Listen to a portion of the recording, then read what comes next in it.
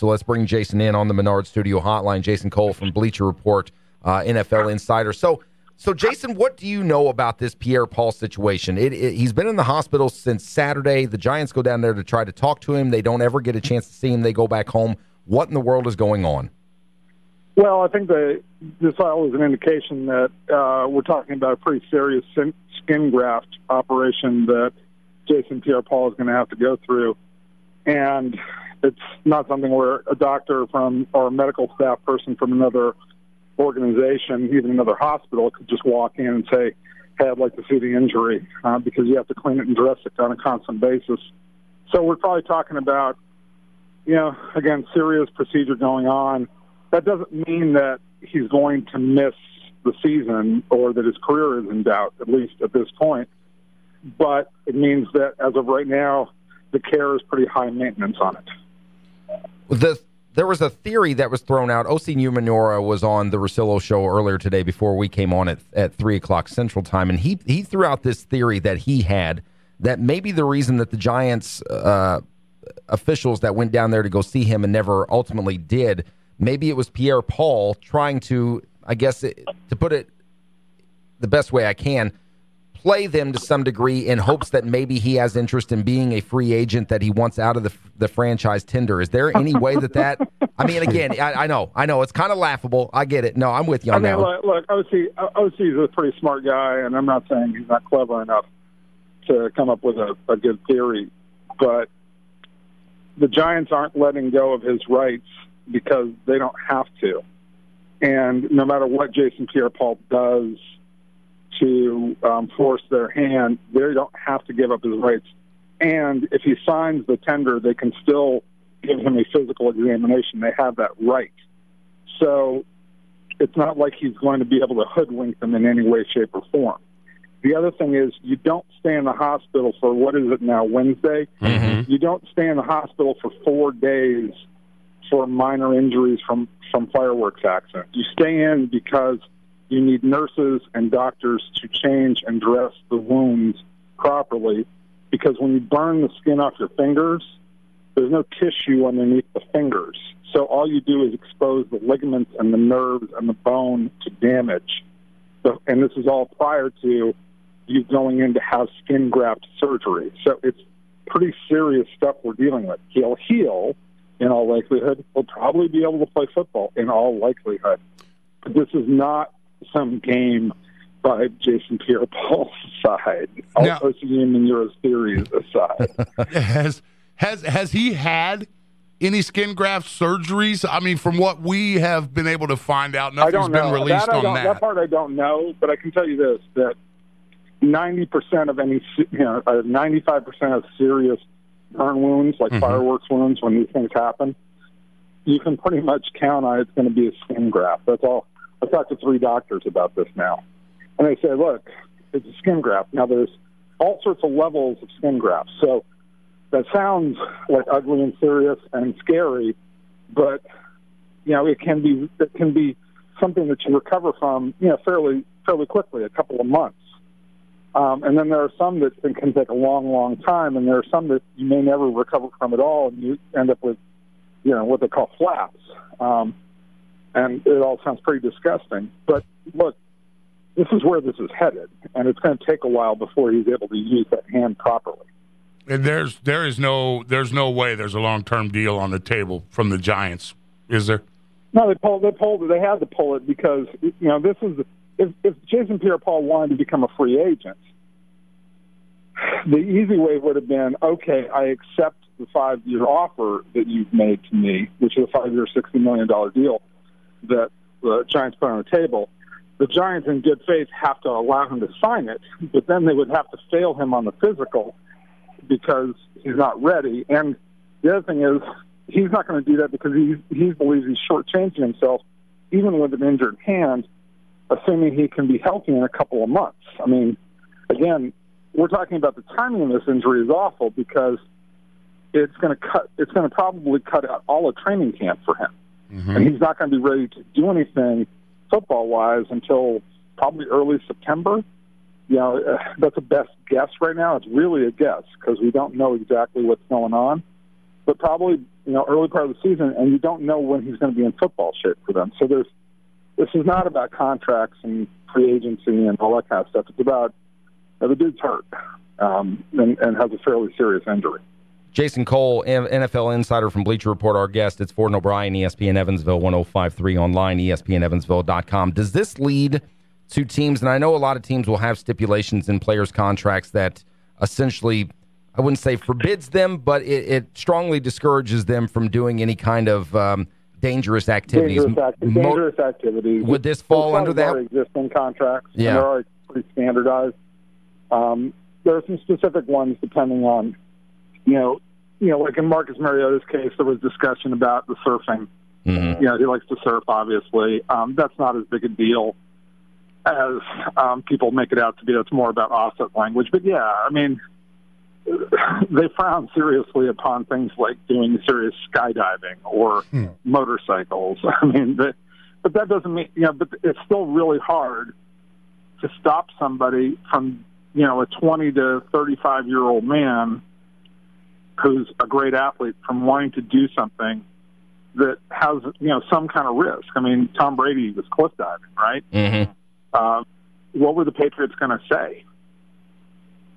Yeah, I don't know that there is anything right, especially when you're Tom Brady. I don't know that they've got much room to say much of anything. You mentioned Marcus Mariota. Let's move on to off the Jason Pierre-Paul situation. Still isn't under contract with the Titans. What's the holdup?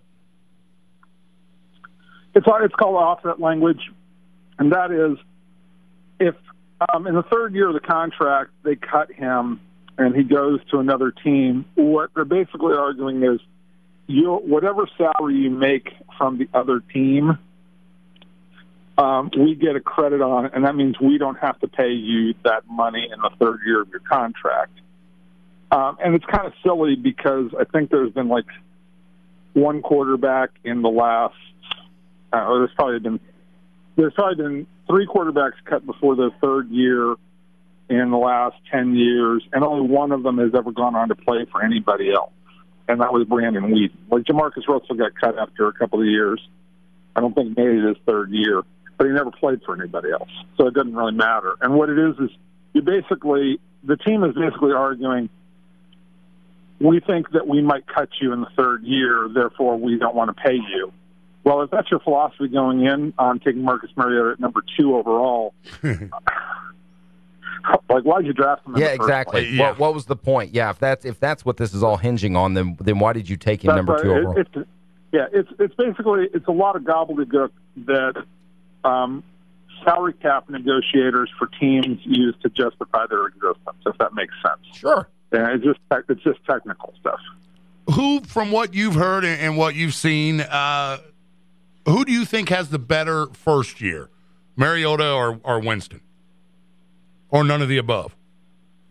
Well, I mean, I think that based on the fact that Winston's walking in with 2 big receivers who know how to play, and Mike Evans and Vincent Jackson, that's going to make it a lot easier. He's got a big tight end and Austin Stefarian, Johnson, I think is his name. Big target. So if he's got some, guys to throw to right off the bat, they don't have a great offensive line. In Tennessee, you've got Kendall Wright. The running back is not bad, but he's still pretty young. So they've got some work to do there. But if Dorial Green-Beckham is the real deal, then all of a sudden that changes everything because, he's potentially a monster. But to expect him to come in as a rookie in this league and dominate probably is expecting too much. So I would bet a small amount of money that Winston's probably going to look better right away. And plus he came out of a pro-style offense at Florida State.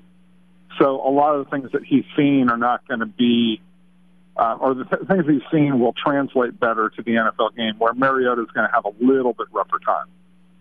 5 years down the road, same thing? Or does Mariota become better in the long run? I'm a Mariota guy because I really believe in the seriousness with which he takes the job. I think that portends to greatness. Now, there's been guys who've been very serious about the job and when understand what they're getting into. Certainly Alex Smith and Sam Bradford were like that. And, Alex Smith is just a league average starter, and Sam Bradford has been held back because of injury, and we've never really seen it. So that's not the true testimony. But the longer I've been at this, the more I believe that, good 40 to 50% of what being a great quarterback amounts to is, can you psychologically handle the job? And I think there are some holes in Jameis Winston, while there are far fewer with Marcus Mariota. Jason Kohler, guest NFL Insider for Bleacher Report. It's Ford and O'Brien, ESPN Evansville 105.3 and online, ESPNEvansville.com. Sticking with wide receivers, let's touch on the Dez Bryant situation. How do you see this playing out? Does he end up with a long-term deal? Last I saw earlier today, the Cowboys, they've not had any talks as of recently. Both sides seem to be kind of digging their heels in, so to speak. How does this all end up playing out in your opinion? Oh, I think that at the end of the day, I would bet a small amount of money and not very much that Dez will take the deal before July 15th because he needs the money, and the Cowboys know that. They got him in a pretty leveraged situation. But it's not going to be a deal commensurate with what his skill is. And, the deal that's on the table is something like 7 years, $100 million. And sounds great.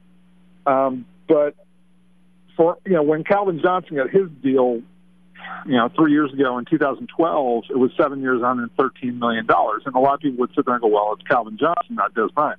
If you take a look at them statistically, at the same points in their career, Dez scored more touchdowns, and he's only 400 yards behind where Calvin was after the first 5 years. So they're pretty much the same player.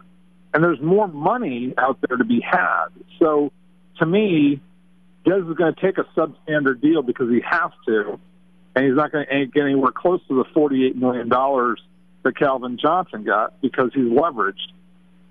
This is why I think if I was his agent, I would tell him, play out the 1 year on the franchise tag and try and get more leverage the following year, because that $12.8 million only continues to go up under the franchise tag. Eventually you'll be free. But I think that Dez is desperate. You mentioned that, and I saw an article online yesterday, and I forget where I found it from, but there was talk that they think that he's going to end up blinking, he being Dez Bryant, because he needs the money. What kind of financial situation? Is he just known to be a guy that just throws his money around kind of willy-nilly?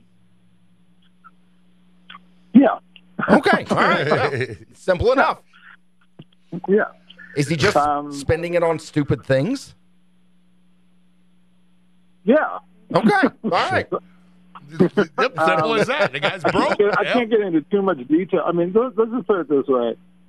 I've heard from more than a few people that there's like 10 of his boys living at his house. Yeah. And anytime you have the entourage, yep, you're the one paying. Yep. That seems to be the case about 90% of the time. They've always got the leeches, if you will, hanging off of them, it seems. Yeah.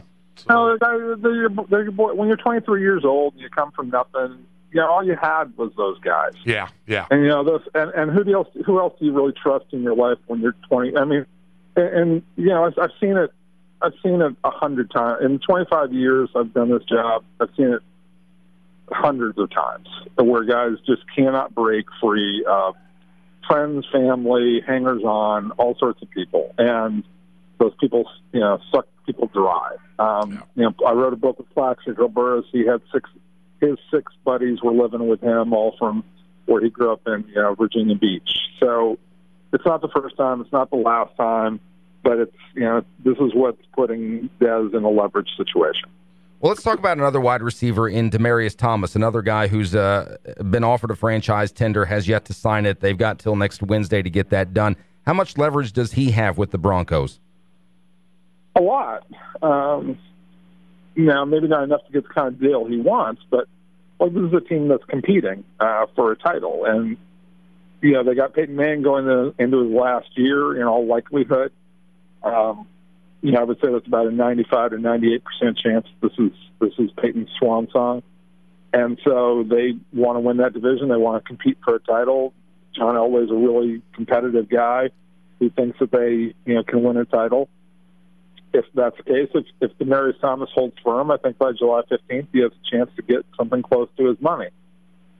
But they may, squat on his rights for a year at $12.88 million and say, look, we'll just have you play it out for one more year, and if we have to, we'll have, a first-round pick from last year, the Latimer kid, a second-round pick, I should say, and we'll have him eventually step into the role, and we can draft guys because there's a lot of guys, and, we can go find another guy like Emmanuel Sanders as we make a transition away from you. I mean, they may play it out that way, too. So I don't know if Demariyus is going to be able to get this done or not. I took from what you said about Des Bryant, maybe you feel he does deserve pretty close, if not Calvin Johnson money, but I just don't see Demaryius Thomas. Des Bryant, in my opinion, I'm just going to put it out, Des Bryant, in my opinion, is the best receiver in football. Yeah, when it comes to physical talent. Okay. I would. I can't totally disagree with that. I can see that. Demaryius Thomas, though, for whatever reason, I don't see him. Maybe it's because he's playing with Peyton Manning, and you just think Peyton makes everybody that much better. But I don't see Thomas being worth Calvin Johnson money. Again, it's all about what kind of leverage do you have. Do you have the leverage to demand that or not? And in most cases, guys don't have that leverage. Even Calvin was a special case because he was entering, and I don't want to get too much into salary details, but he was entering a balloon payment year where I think he was due $20 million. So he had the lines over a barrel. So yeah, it's rare that you can say that, but if you measure somebody's accomplishments and you base on stats and wins and all the things you go through, Demaryius Thomas is right there. Certainly, maybe he doesn't deserve $48 million guaranteed or $117, but it's probably close to 40 and 100, 110. I mean, it's not like he's only 60% as good as Calvin Johnson. Right. Jason Cole, our guest, NFL Insider for Bleacher Report. You can find him on Twitter at Jason Cole BR. Sticking with the AFC West, I was under the impression, at least it was my belief, that the Chargers had a legit chance of winning that division this year because I think with Peyton on his more than likely his final year, on the downside of a career, a new offensive system with Gary Kubiak coming in, they've lost that the guard for the season with the ACL injury. I felt like this was time for the Chargers to step up, maybe win that division, and then they get the Antonio Gates situation. Did we ever find out exactly what he tested positive for, and how big of a loss is Antonio Gates for the first 4 games of the season for the Chargers? I have no idea what he's tested positive for. He's denied it, which would make him about put him in the 98th percentile of guys who deny stuff. So I don't know. For the first 4 games, look, Rivers is his favorite target, no question about it. Now Keenan Allen has developed a little bit here, and Ladarius Green is not a bad number 2 option as a tight end, but I think it hurts them a little bit. But I'm of the belief that I'm of the belief that shouldn't be an excuse for them to not win this division. They have that opportunity in their grasp. They have a quarterback who's capable of doing it. They have enough weapons. If Gordon turns out to be the player that they expect him to be, then they're right there. I mean, they've played them very tough. Now, they have to play Denver at a certain tempo that doesn't give, that they can't play at a high-speed pace like Denver oftentimes wants to play. But I'm not sure that Denver can play at that pace all the time anymore. I'm not sure Peyton can maintain that. And if Peyton gets hurt again like he did last year in the San Diego game, then the gap narrows even further. So I tend to be in agreement with you that San Diego has a very strong chance in that division. Well, I'm a huge Packer fan. Have been my whole life. The odds have them the odds-on favorite to win it all. Obviously, we're way early, but they got a lot of people coming back. Is the NFC conference the Packers to win, and the AFC? Who do you see coming out of the AFC with Brady maybe missing 2 to 4 games to start off the season? Well, I mean, I think Seattle's going to have a lot to say about that, and they're still at the the top of their game defensively, and I think Russell Wilson can be counted on to have another really good year. So I don't see a huge drop off from Seattle yet. I think Dallas is right there. Even if they have to replace DeMarco Murray, I don't think that's going to be as hard as people think. So I say that, Green Bay. I like Green Bay a lot. Aaron Rodgers is the best quarterback in the league, and I think it's in what is a great era for quarterbacks. He is by far the best quarterback in the league, and that's saying a lot. So when you have that guy, and look, they should have won the NFC Championship game, if not for the a couple of the critical mistakes late in the game, and the mistakes of not scoring touchdowns and settling for field goals instead of touchdowns early in the game. They should have won that game. And I think that they would have. I think they might have destroyed New England because of the matchup problems. I mean, eventually they would have had Devontae Adams, lined up against Logan Ryan on a pretty regular basis, and they would have destroyed him. So yeah, I like the Packers a lot, but defensively they've got some shortcomings, and again, Dallas is really good, and Seattle ain't bad. So I'm not.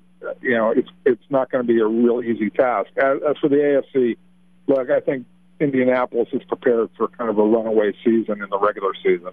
And I think the drop-off in Denver with Peyton and the drop-off defensively in New England is going to be a little bit too much. Now, maybe Baltimore makes a run at them, but I think if Indy can get home field advantage, Indy goes to the Super Bowl.